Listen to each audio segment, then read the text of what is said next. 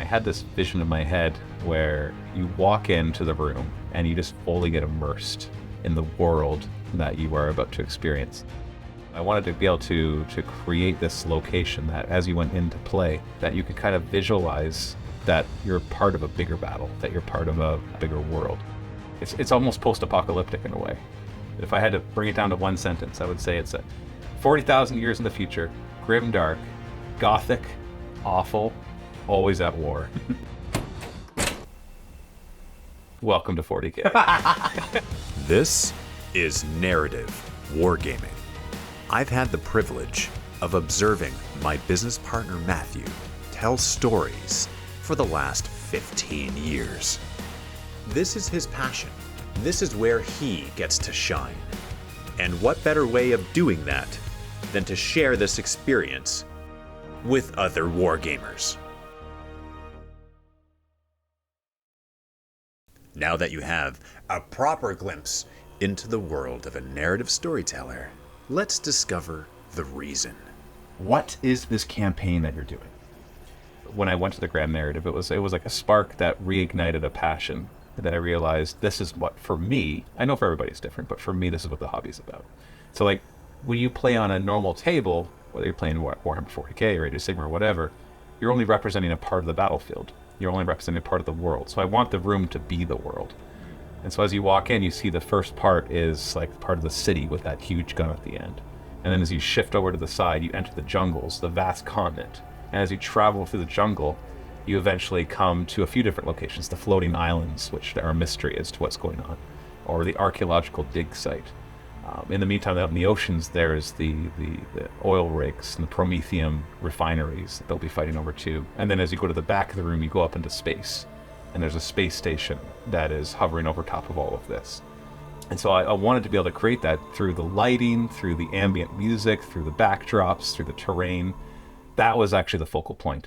Day one of setting up for our big, huge narrative campaign. So here's the basic idea of what we're going to be doing here. So I actually used Lego to build a scale model of our gaming halls.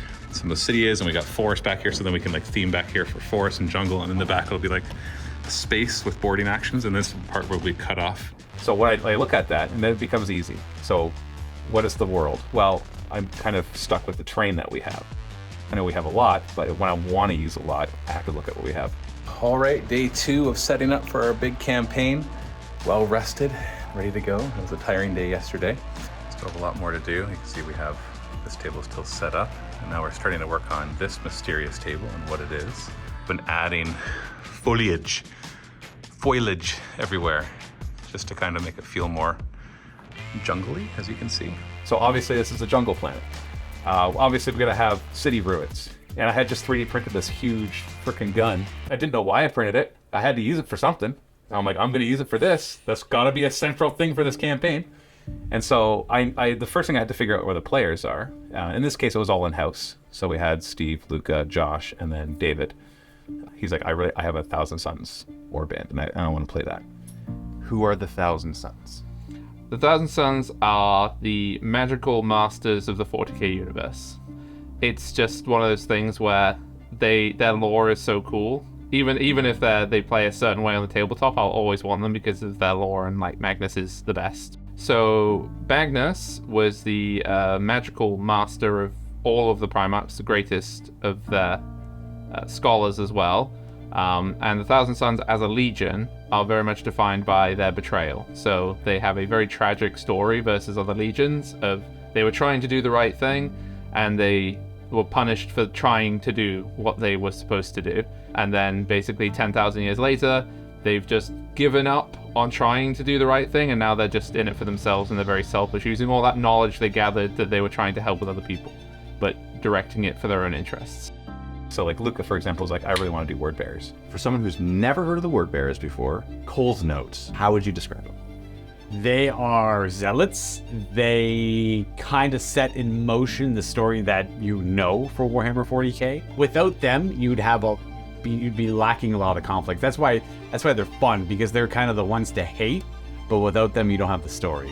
Are you the villain? I play the bad guy. I play the bad guy. They are the bad guy. Like 40K, everyone's a bad guy, but they are the bad guy. They're the bad. I'd say the word bears are like, they're not at the forefront of it, but they're like they got their fingers in the pot, right? They're always kind of involved one way or another, and they're the ones that kicked it all off.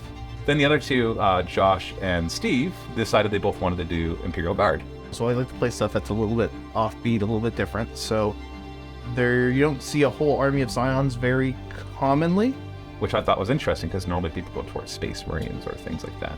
Well, I'm playing against David and Luca. They're kind of working together as I understand it. I'm just a lowly guardsman. I had no idea what's really going on in the galaxy.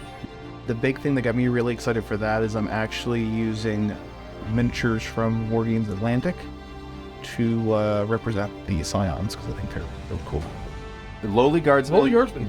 You're in this massive Just there, war just on this planet. Following orders. When you kicked that door last weekend and you saw the thing, initial reaction. What was the thought? Room, everything. Okay. Wow, what a look through the door.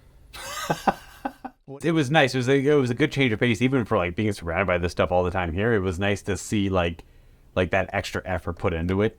This is cool though. What's the overall, This is my favorite one. I like take corridors. What that terrain is like capable of doing, because it's kind of cool because we see that terrain all the time, but not used in that style. Well, in that style, but not to that degree. It was kind of fun to see it all lined up. Yeah, that loud crash was a little distracting. So after the But once you get past that, the music and the backdrops are actually pretty cool. Matthew's like pet project of his 3D print, that giant gun and all the terrain, everything. You've seen that painted and utilized. That was nice too.